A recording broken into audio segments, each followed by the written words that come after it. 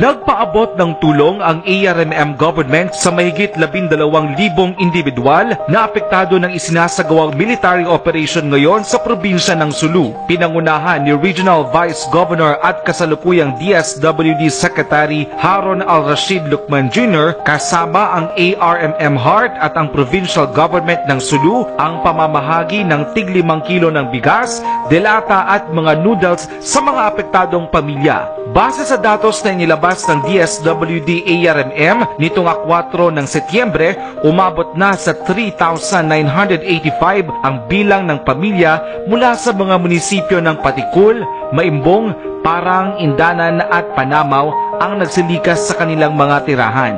Ayon kay Vice Governor Lucman ay nasa 2,695 na pamilya na ang kanilang nabigyan ng ayuda at magpapatuloy ang relief operation para sa natitira pang 1,290.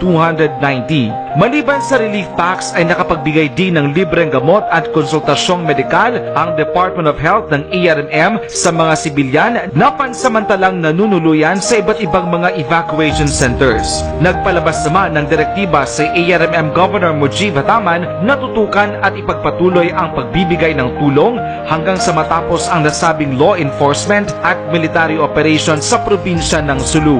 Mula sa Autonomous Region in Muslim Mindanao at Bureau of Public Information, ako si Mark Anthony Uy para sa The Working ARMM Government.